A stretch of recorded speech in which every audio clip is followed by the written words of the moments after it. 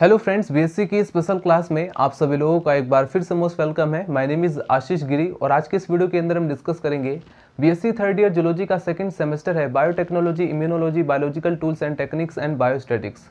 दोस्तों, इस सेमेस्टर से फर्स्ट यूनिट का फर्स्ट चैप्टर है रिकॉम्बिनेंट डीएनए टेक्नोलॉजी, जिसे हमने रिसेंटली कंप्लीट कर दिया है।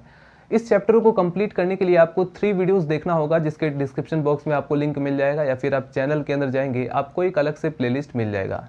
आज के इस वीडियो के अंदर हम स्टार्ट कर रहे हैं बायोटेक्नोलॉजी का सेकंड चैप्टर, जो कि है एंजाइमोलॉजी ऑफ जेनेटिक इंजीनियरिंग। यानी जेनेटिक इंजीनियरिंग के अंदर यूज होने वाले जो एंजाइम्स हैं उनको हमें डिटेल में स्टडी करना होगा, जैसे restriction endonuclease enzyme, polymerase enzyme, ligase enzyme. इन सभी एंजाइम्स को हम डिटेल में स्टडी करेंगे। तो आज की इस वीडियो के अंदर हम डिस्कस करेंगे रेस्ट्रिक्शन एंडोन्यूक्लियस एंजाइम को, बिल्कुल डिटेल में स्टडी करेंगे। साथ साथ आप नोट्स भी बना सकते हैं। इसके अलावा नोट्स आप बायोबुकटेक एप्लीकेशन पर डाउनलोड कर सकते हैं।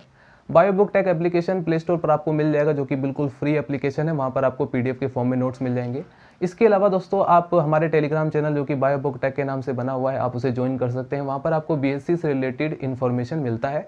और साथ में बहुत सारे स्टूडेंट बोल रहे थे, सर बीएससी सेकेंड ईयर या फर्स्ट ईयर के नोट्स नहीं मिल रहे टेलीग्राम पर।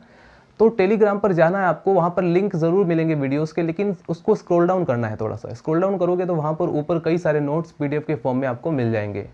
तो चलिए फ्रेंड्स, वीडियो को स्टार्ट करते हैं। तो चलिए मेरे प्यारे दोस्तों, हेडिंग डाल लीजिए एंजाइमोलॉजी ऑफ जेनेटिक इंजीनियरिंग का first most important topic restriction endonuclease. आज की इस वीडियो के अंदर हम डिस्कस करेंगे रेस्ट्रिक्शन एंडोन्यूक्लियस एंजाइम के इंट्रोडक्शन के बारे में, इसके टाइप्स के बारे में कि रेस्ट्रिक्शन एंडोन्यूक्लियस एंजाइम कितने टाइप्स का होता है। उसके बाद हम डिस्कस करेंगे रेस्ट्रिक्शन एंडोन्यूक्लियस एंजाइम के नोमेनक्लेचर के बारे में। एंड फाइनली हम कवर करेंगे इससे रिलेटेड जितने भी बेसिक टर्म्स हैं जो कि जेनेटिक इंजीनियरिंग के अंदर यूज़ होते हैं, उन सभी को हम कवर करेंगे। सबसे पहले हमें यह समझना होगा कि आखिर इन्हें रेस्ट्रिक्शन एंजाइम क्यों कहा जाता है। तो पिछली वीडियो के अंदर मैंने डिस्कस किया था बैक्टीरिया के अंदर रेस्ट्रिक्शन मॉडिफिकेशन सिस्टम, जिसमें मैंने आपको बताया था कि बैक्टीरिया के अंदर जब भी कोई फॉरेन डीएनए एंटर करता है, चाहे वो बैक्टीरियोफेज का डीएनए हो या कोई भी डीएनए जब भी बैक्टीरियल सेल के अंदर एंटर करता है, तो बैक्टीरिया के अंदर जो रेस्ट्रिक्शन मॉडिफिकेशन सिस्टम है वो तुरंत एक्टिव हो जाता है। उसके दो पार्ट्स होते हैं, एक होता है रेस्ट्रिक्शन एंजाइम, एक होता है मिथाइलेज। ये दोनों मिलकर के बैक्टीरिया का रेस्ट्रिक्शन मॉडिफिकेशन सिस्टम बनाते हैं, जिसका काम होता है कि जब भी कोई फॉरेन डीएनए एंट्री करे तो उस डीएनए को पूरी तरह से पहले पहचानना और पहचानने के बाद उसको डिस्ट्रॉय कर देना, कट कर देना। तो सिंपली ये क्या करते हैं, बैक्टीरियोफेज के डीएनए को या फॉरेन डीएनए को ये कट कर देते हैं, उसकी ग्रोथ को बैक्टीरियल सेल के अंदर आने से रोकते हैं। तो इसी वजह से एक तरीके से क्या कर रहे हैं, ये बाधा बन रहे हैं। बैक्टीरियोफेज के डीएनए बैक्टीरियल सेल के अंदर ग्रोथ ना कर पाए, उसी वजह से ये क्या करते हैं, एक तरीके से रेस्ट्रिक्ट कर रहे हैं उसकी ग्रोथ को, बाधा बन रहे हैं। इसीलिए इसे कहा जाता है रेस्ट्रिक्शन एंजाइम। क्यों कहा जाता है इसे रेस्ट्रिक्शन एंजाइम? तो सिंपली एक वन लाइन में आपको कहना चाहूँगा कि बैक्टीरियल सेल के अंदर बैक्टीरियोफेज का डीएनए ग्रोथ ना कर पाए, ये क्या करते हैं, को बाधा बन जाते हैं उसकी ग्रोथ में, इसलिए इसको कहा जाता है रेस्ट्रिक्शन एंजाइम। तो हेडिंग डाल लीजिए रेस्ट्रिक्शन एंडोन्यूक्लियस। देखिए, एंडोन्यूक्लियस और एक्सोन्यूक्लियस का क्या मतलब हुआ। देखिए, रेस्ट्रिक्शन का मतलब तो आपको पता चल गया कि बाधा बनना, किसी चीज़ को रोकना, किसी चलते हुए काम को रोक देना, उसे कहा जाता है रेस्ट्रिक्शन या रेस्ट्रिक्ट करना। अभी फिलहाल हमें समझना है एंडोन्यूक्लियस और एक्सोन्यूक्लियस का क्या मतलब है। दोस्तों, ये जो न्यूक्लियस एंजाइम होते हैं, इनका क्या फंक्शन है, न्यूक्लिक एसिड को कट करना, ठीक है, न्यूक्लिक एसिड को डाइजेस्ट करना। तो न्यूक्लिक एसिड क्या होते हैं, जैसा कि सिंपली हम लोग अच्छी तरह से जानते हैं, न्यूक्लिक एसिड दो तरह के होते हैं, DNA and RNA. Genetic material है डीएनए और आरएनए। डीएनए और आरएनए ये है हमारे न्यूक्लिक एसिड। तो न्यूक्लिक एसिड को डाइजेस्ट करने वाले जो एंजाइम्स होते हैं उन्हें बोलते हैं न्यूक्लियस एंजाइम। अब ये जो न्यूक्लियस एंजाइम है, ये दो टाइप्स के होते हैं, एक होता है एक्सोन्यूक्लियस, एक होता है एंडोन्यूक्लियस। एक्सोन्यूक्लियस एंजाइम क्या करता है, ये हमेशा ऐसे डीएनए को कट करता है जिसमें फ्री एंड मौजूद हो, ठीक है, जिसमें फ्री एंड या टर्मिनल एंड प्रेजेंट हो, उसी को ही कट करता है एक्सोन्यूक्लियस एंजाइम। जैसे फॉर एग्जांपल ये डीएनए के दो स्ट्रैंड्स आपको दिखाई दे रहे हैं, तो अगर यहाँ पर काम करेगा तो जैसे फॉर एग्जांपल अगर मैं एक्सोन्यूक्लियस यहाँ पर रख दूँ तो ये क्या करेगा, या तो 3 प्राइम डायरेक्शन से कट करना स्टार्ट कर देगा या 5 प्राइम से, यानी कि हमेशा टर्मिनल से ही कट करना स्टार्ट करेगा एक्सोन्यूक्लियस एंजाइम। एंडोन्यूक्लियस एंजाइम का क्या फंक्शन है, ये सबसे पहले क्या करता है, डीएनए के स्ट्रैंड्स में जो स्पेसिफिक पैलिंड्रोमिक साइट होती है, जिसे हम बोलते हैं रेस्ट्रिक्शन साइट, उसको पहचानेगा और फिर जाकर उसको कट करता है। यानी कि एंडोन्यूक्लियस एंजाइम का क्या काम होता है, ये किसी स्पेसिफिक साइट पर कट करते हैं। ऐसा नहीं कि कहीं से भी कट करना स्टार्ट कर दिया या किसी एंड से स्टार्ट कर दिया। इन्हें सिर्फ और सिर्फ एक पहचानना है कि कौन सा पैलिंड्रोमिक साइट है या रेस्ट्रिक्शन साइट है, वहीं से कट करना स्टार्ट करते हैं। तो इसलिए अब हम पढ़ रहे हैं रेस्ट्रिक्शन एंडोन्यूक्लियस एंजाइम। तो अब आपको शायद ये क्लियर हुआ हो कि रेस्ट्रिक्शन एंडोन्यूक्लियस एंजाइम का क्या मतलब है। ऐसे एंजाइम जो बीच से कट करें, बीच से यानी कि एक स्पेसिफिक साइट से कट करें, यानी इन्हें इससे मतलब नहीं है कि वो कहाँ, वो स्पेसिफिक साइट कहाँ पर है, एंड में है या बीच में है या कहाँ पर। सिर्फ इन्हें क्या करना है, सबसे पहले उस पैलिंड्रोमिक साइट को पहचानना है और फिर जाकर के उस पर बाइंड करना है, तब जाकर कट करना है। तो आज हम पढ़ेंगे रेस्ट्रिक्शन एंडोन्यूक्लियस एंजाइम। सबसे पहले इसका इंट्रोडक्शन कर लेते हैं। एक और छोटा सा मैं प्रैक्टिकली एक आपको एग्जांपल देता हूं ताकि आप अच्छी तरह से समझ पाएँ। कई बार MCQs भी बनाए जाते हैं CSIR नेट या कुछ ऐसे एग्जाम में। देखिए दोस्तों, जैसे सिंपली मैं आपसे क्वेश्चन पूछता हूं प्रैक्टिकली। अगर मैं एक टेस्ट ट्यूब के अंदर सपोज बैक्टीरियल DNA डाल देता हूं और एक तरफ डाल देता हूं प्लांट का DNA, ठीक है, और उसमें डाल देता हूं मैं एक्सोन्यूक्लियस एंजाइम। ध्यान से सुनना मैंने क्या कहा, क्योंकि आप लोग जानते हैं कि एक्सोन्यूक्लियस एंजाइम का क्या फंक्शन है और एंडोन्यूक्लियस एंजाइम का क्या फंक्शन है, जस्ट मैंने अभी बताया है। तो अगर मैं एक टेस्ट ट्यूब के अंदर बैक्टीरियल DNA को डाल देता हूं और साथ में प्लांट DNA को डाल देता हूं और मैंने उसके अंदर ऐड कर दिया है एक्सोन्यूक्लियस एंजाइम, तो अब ये जो एक्सोन्यूक्लियस एंजाइम है ये किस DNA को कट करेगा, सोचो जरा। तो सिंपली आप लोगों को पता है जी, बैक्टीरिया का जो DNA होता है वो सर्कुलर होता है, उसमें फ्री एंड्स प्रेजेंट नहीं होते हैं, ठीक है। और जो प्लांट सेल का DNA है उसके अंदर फ्री एंड्स प्रेजेंट होते हैं। तो सिंपली वो किसको डिस्ट्रॉय करेगा, किसको वो कट करेगा, वो कट करेगा प्लांट सेल के DNA को, ठीक है। तो बैक्टीरियल DNA को क्यों नहीं कट करता, क्योंकि उसमें फ्री एंड्स नहीं मौजूद होते, वो जो है पूरा सर्कुलर होता है, ठीक है। अगर मैं वहाँ पर एंडोन्यूक्लियस एंजाइम डालता हूँ तो एंडोन्यूक्लियस एंजाइम सिंपली सबसे पहले देखेगा कि दोनों को कट कर सकता है, वो बैक्टीरियल DNA को भी और साथ में प्लांट DNA को भी। वो एक स्पेसिफिक साइट देखता है और उसको पढ़ करके, उसको रीड करके वहीं पर बाइंड हो जाएगा और बाद वो कट करेगा। तो सिंपल सी बात है कि रेस्ट्रिक्शन एंजाइम कहाँ पर पाए जाते हैं, सिंपली माइक्रोब्स या जो बैक्टीरिया होते हैं वहीं से आइसोलेट किए गए हैं। और बैक्टीरिया के अंदर इसका मेन काम क्या होता है कि जो बाहर से कोई DNA बैक्टीरियल सेल के अंदर एंट्री करता है तो ये उसको कट करते हैं, ठीक है, सिंपली डिस्ट्रॉय कर देते हैं। अब हम पढ़ते हैं यहाँ पर सबसे पहले रेस्ट्रिक्शन एंडोन्यूक्लियस एंजाइम का इंट्रोडक्शन। चलिए स्टूडेंट नोट डाउन करेंगे। रेस्ट्रिक्शन एंडोन्यूक्लियस और restriction enzymes are endonucleases that recognise specific nucleotide sequences in DNA and cleave both the strands of DNA double helix at or near these specific nucleotide sequences. These sequences are called recognition sequences, restriction site और target site. It means guys simply जो restriction endonuclease enzyme होता है, हमें पता है कि जो DNA है वो न्यूक्लियोटाइड का पॉलीमर होता है। तो रेस्ट्रिक्शन एंडोन्यूक्लियस का जो मेन फंक्शन है वो क्या है कि स्पेसिफिक न्यूक्लियोटाइड को, DNA के अंदर जो स्पेसिफिक न्यूक्लियोटाइड सीक्वेंसेस होते हैं उनको रिकॉग्नाइज करना, यानी कि उनको पहचानना, और रिकॉग्नाइज करके उन्हें क्लीव करना, यानी कि उन्हें कट करना। ये दोनों स्ट्रैंड्स को सबसे पहले रिकॉग्नाइज करते हैं, जाकर के पहले बाइंड हो जाएंगे, रिकॉग्नाइज करेंगे और फिर उसके बाद उसको कट कर देंगे। अब ये जो कटिंग हो रही है कहाँ पर हो रही है, एक तो होगा रेस्ट्रिक्शन साइट पर कटिंग होना, तो इसी बेसिस पर एक हो जाएगा कि भाई रेस्ट्रिक्शन साइट से कुछ दूरी पर हो रहा है। तो ये डिपेंड करता है कि कहाँ पर कटिंग हो रही है, डाउन स्ट्रीम पर हो रही है, अप स्ट्रीम पर हो रही है, रेस्ट्रिक्शन साइट पर हो रही है। उसी के बेसिस पर ये जो रेस्ट्रिक्शन एंडोन्यूक्लियस एंजाइम है इसको हम 3 पार्ट्स में क्लासीफाइड कर सकते हैं या कैटेगराइज कर सकते हैं, राइट।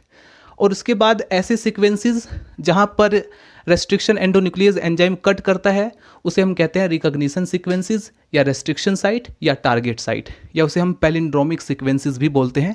पिछली वीडियो के अंदर मैंने काफ़ी डिटेल में आपको समझाया था पैलिंड्रोमिक सीक्वेंस क्या होता है, राइट, या इसके अलावा हमने डिस्कस किया था ब्लंट एंड स्टिकी एंड क्या होता है।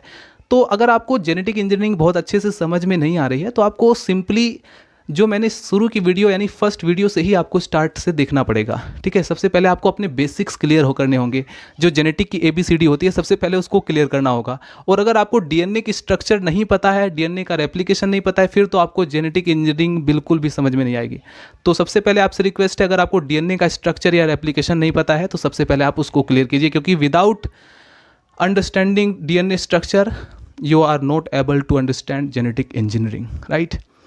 Restriction enzymes are found in most bacterial cells. Restriction enzyme जो होते हैं वो बहुत सारे बैक्टीरियल सेल्स के अंदर पाए जाती हैं, क्योंकि हमें पता है कि बैक्टीरिया के अंदर बैक्टीरियल सेल पर ही बैक्टीरियोफेज अटैक करता है। आपने पढ़ा होगा BSc फर्स्ट ईयर में लाइटिक साइकिल, लाइसोजेनिक साइकिल। तो इसीलिए इन्हीं के अंदर जो है रेस्ट्रिक्शन मॉडिफिकेशन सिस्टम पाया जाता है और वहीं से हम एंजाइम्स को आइसोलेट करते हैं।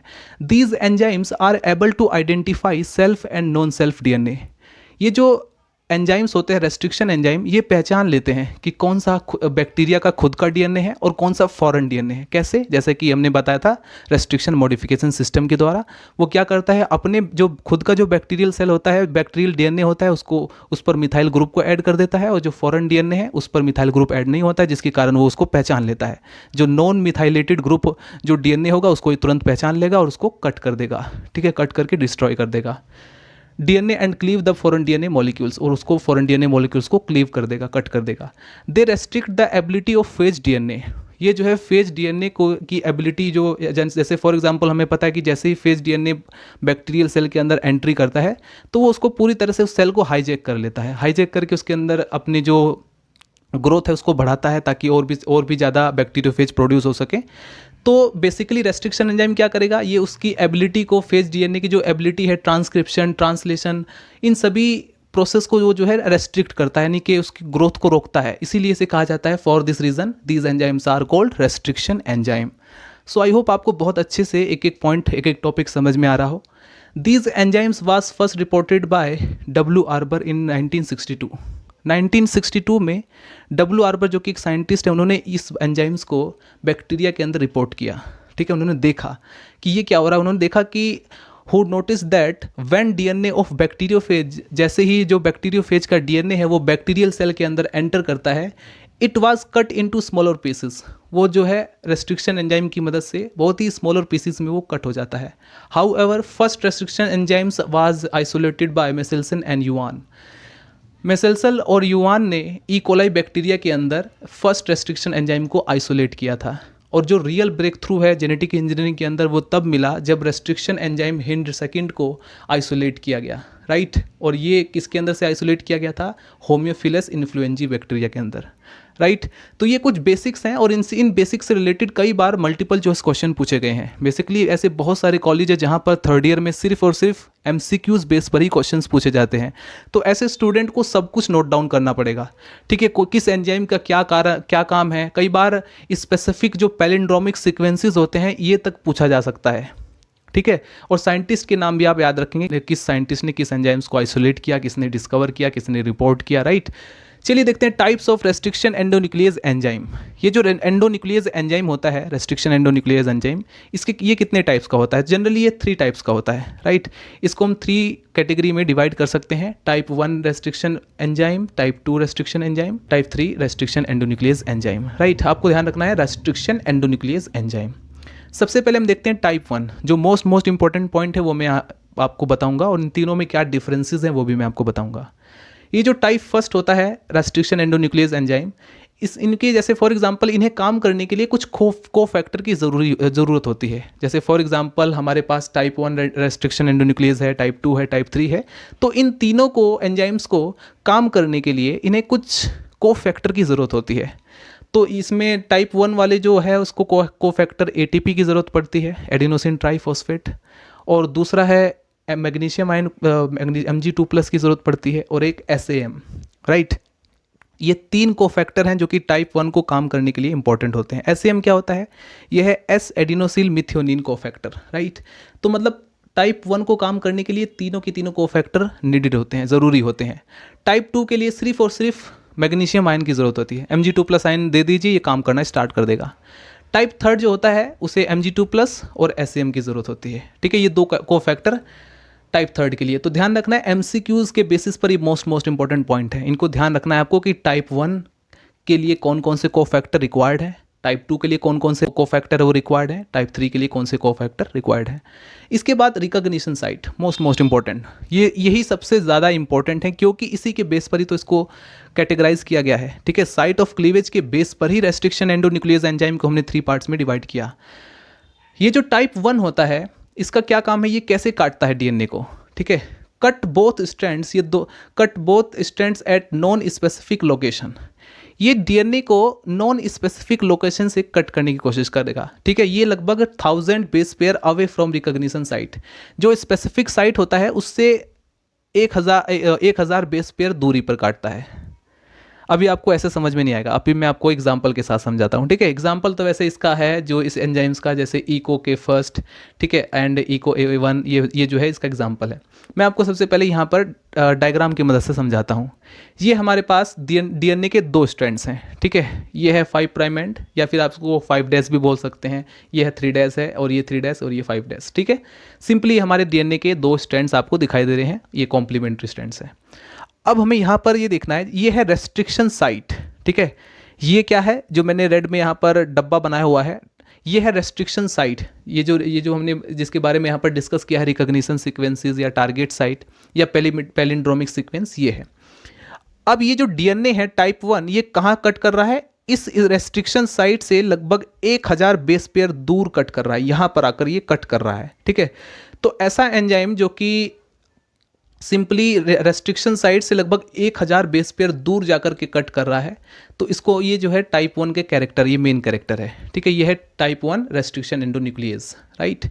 अब देखिए दूसरे वाला टाइप 2, जनरली सबसे ज़्यादा जो यूज़ होने वाला एंजाइम है जेनेटिक इंजीनियरिंग के अंदर, वो है टाइप 2 रेस्ट्रिक्शन एंडोन्यूक्लियेज एंजाइम।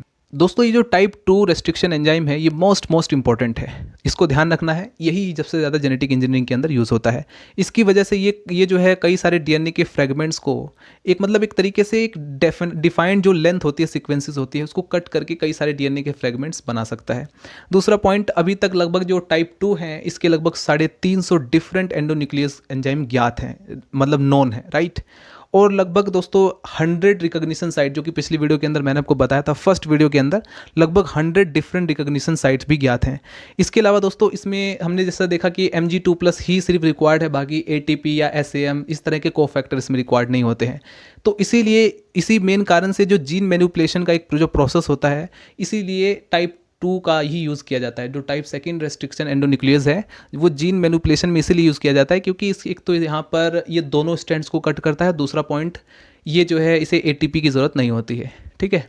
अब इसमें आप ध्यान से देखेंगे, cut both strands at specific location. ये जो है देखो, यहाँ पर ये रेस्ट्रिक्शन साइट है, तो यहीं से कट करता है। ये इनकी तरफ बेईमान नहीं है, इसको सिंपली इसने जो कहा है वही करता है। ये उसी साइट पर कट करेगा जहाँ पर इसने कहा है, ठीक है। एक स्पेसिफिक लोकेशन जहाँ पर ये पढ़ेगा कि ये इसका पैलिंड्रोमिक सीक्वेंस है, वहीं पर ये कट करेगा। टाइप थर्ड जो होता है दोस्तों, इसे काम करने के लिए 2 कोफैक्टर रिक्वायर्ड हैं, Mg2+ और SAM। और क्लीविंग की बात करें तो cleavage of 1 strands only to 26 base pair downstream of the 3 recognition site. ये जो टाइप 3 होता है, सबसे पहले आपको समझना होगा कि डाउन स्ट्रीम क्या होता है और अपस्ट्रीम क्या होता है। ये क्या है, रेस्ट्रिक्शन साइट। रेस्ट्रिक्शन साइट से अगर आप इस तरफ मूव कर रहे हैं तो इसका मतलब आप डाउन स्ट्रीम जा रहे हैं, अगर आप इस तरफ मूव कर रहे हैं तो इसका मतलब आप अप स्ट्रीम जा रहे हैं। तो सिंपली ये जो होता है रेस्ट्रिक्शन टाइप 3, रेस्ट्रिक्शन एंडोन्यूक्लियस का जो टाइप 3 होता है, ये क्या करता है, ये रेस्ट्रिक्शन साइट से लगभग बस 25 बेस पेयर दूरी पर ही कट करता है, ठीक है। यानी कि है एकदम टाइप 1 की तरह, लेकिन ये 1000 बेस पेयर दूरी पर कट कर रहा है, ये 25 बेस पेयर दूरी पर कट कर रहा है, ठीक है। यानी कि ये और कट करेगा कैसे, डाउन स्ट्रीम तक ही, यानी कि सिर्फ उधर की तरफ ही कट करता है। तो हमने पढ़ा टाइप 1, टाइप 2 एंड टाइप 3। ये हमने एंजाइम का जो रेस्ट्रिक्शन एंजाइम का वो क्लासिफिकेशन देखा। अब हम देखेंगे नोमेनक्लेचर। चलिए फ्रेंड्स, हेडिंग डाल लीजिए नेमिंग ऑफ रेस्ट्रिक्शन एंजाइम, यानी कि अब हम डिस्कस करने वाले हैं रेस्ट्रिक्शन एंडोन्यूक्लियस एंजाइम का नामांकन यानी नोमेनक्लेचर कैसे किया जाता है। As you all know guys, about 900, more than 900 restriction endonuclease enzyme अभी तक डिस्कवर किए जा चुके हैं, जिनमें से टाइप 2 की 350 से ज़्यादा हैं। तो इनका नोमेनक्लेचर कैसे किया जाना चाहिए, इसका नोमेनक्लेचर या नामांकन कैसे होता है, तो नोट डाउन करेंगे। Restriction enzymes are named based on the bacteria in which they are isolated in the following manner. Simply जैसे फॉर एग्जाम्पल हमारे पास एग्जाम्पल के फॉर्म में है Eco R first restriction enzyme, ठीक है। Eco R first restriction enzyme है, तो ये नोमेनक्लेचर कैसे किया गया, ये जो ई आपको दिखाई दे रहा है, ई डिनोट कर रहा है जीनस को, ठीक है। यहाँ पर जीनस कौन सा है, एस्चेरिचिया, ठीक है। एस्चेरिचिया जीनस को ये डिनोट कर रहा है ई, और जो को है ये स्पीसीज को, ठीक है, कोलाई स्पीसीज को डिनोट कर रहा है। और ये जो आर है ये स्ट्रेन को डिनोट कर रहा है। जैसे कि हम लोग जानते हैं डिफरेंट स्ट्रेन होते हैं, तो ये आर जो होता है ये डिनोट कर रहा है स्ट्रेन को। और ये जो फर्स्ट ये डिनोट कर रहा है कि जैसे फॉर एग्जांपल एक बैक्टीरिया के अंदर एक से ज़्यादा रेस्ट्रिक्शन एंजाइम भी डिस्कवर हो चुके हैं, तो ये बताता है फर्स्ट कि ये पहले वाला रेस्ट्रिक्शन एंजाइम है या सेकंड वाला। तो यहाँ पर फर्स्ट लिखा है, दैट मीन्स कि ये उस बैक्टीरिया के अंदर पहला रेस्ट्रिक्शन एंजाइम है जो कि ऑब्जर्व किया गया। तो इस प्रकार से नोमेनक्लेचर किया जाता है, बहुत ही सिंपल नोमेनक्लेचर है। इसके बाद आप हेडिंग डालेंगे most important, depending upon the function. ये जो रेस्ट्रिक्शन एंडोन्यूक्लियस एंजाइम है इनके फंक्शन के पर डिपेंड करता है। इसी बेस पर ये जो है 3 पार्ट्स में डिवाइड है, ठीक है, 3 कैटेगरी में इसको डिवाइड किया क्लासिफाइड किया जा सकता है। इसको भी आप लोग लिख लीजिए क्योंकि ये जेनेटिक इंजीनियरिंग के अंदर इस तरह के टर्म्स कहीं पर भी यूज़ हो सकते हैं। हालांकि आपके सिलेबस में नहीं है, लेकिन फिर भी आपको थोड़ा सा इस पर फोकस करना होगा। पहला जो टाइप है, पहली जो कैटेगरी है वो है आइसोसाइजोमर्स। आइसोसाइजोमर्स के अंदर या इस कैटेगरी के अंदर ऐसे रेस्ट्रिक्शन एंडोन्यूक्लियस एंजाइम इंक्लूड किए गए हैं जिनमें हैविंग सेम क्लीविंग पैटर्न, जिनका कट करने का जो पैटर्न है वो बिल्कुल सेम है but isolated from different strain, लेकिन वो अलग अलग स्ट्रेन से, डिफरेंट स्ट्रेन से आइसोलेट किए गए हैं, राइट। दूसरी जो कैटेगरी वो है नियोसाइजोमर्स। नियोसाइजोमर्स के अंदर ऐसे रेस्ट्रिक्शन एंडोन्यूक्लियस एंजाइम आते हैं या इंक्लूड किया गया है जिनका रिकॉग्निशन साइट जो होता है वो बिल्कुल सेम है but cleaving pattern is different, लेकिन उनका जो क्लीविंग पैटर्न है, कट करने का जो पैटर्न है वो बिल्कुल डिफरेंट है और ये आइसोलेट किए गए फ्रॉम डिफरेंट स्ट्रेन। ये भी जो है अलग अलग स्ट्रेन से, डिफरेंट स्ट्रेन से आइसोलेट किए गए हैं। इसके बाद नंबर 3 जो कैटेगरी है वो है आइसोकॉर्डोमॉर्फ। आइसोकॉर्डोमॉर्फ्स के अंदर यानी इस कैटेगरी के अंदर ऐसे रेस्ट्रिक्शन एंडोन्यूक्लियस एंजाइम इंक्लूड किए गए हैं जिनका जो रिकॉग्निशन एंड क्लीविंग जो साइट होता है, क्लीवेज साइट, वो बिल्कुल डिफरेंट है but the way generate fragment, लेकिन उनका जो फ्रेगमेंट जनरेट करने का जो तरीका है वो बिल्कुल रिसेंबल करता है एक दूसरे से, बिल्कुल रिसेंबलिंग विथ ईच अदर। तो ये इस तरह से 3 कैटेगरी में हम रेस्ट्रिक्शन एंडोन्यूक्लियस एंजाइम या रेस्ट्रिक्शन एंजाइम्स को कैटेगराइज भी कर सकते हैं या क्लासिफाइड कर सकते हैं। लास्ट जो कि मोस्ट इंपॉर्टेंट पॉइंट है, और इनमें से कई सारी चीज़ें तो मैं ऑलरेडी बता ही चुका हूँ और आप आई थिंक आपको अभी तक अगर आप शुरू से मेरी सभी वीडियोस देख रहे हैं तो बिल्कुल अच्छी तरह से आपको ये क्लियर होता जाएगा topic. Functioning of mode of action of restriction endonuclease, यानी जो रेस्ट्रिक्शन एंडोन्यूक्लियस एंजाइम है ये कैसे फंक्शन करता है, ठीक है, इसका क्या क्रियाविधि है।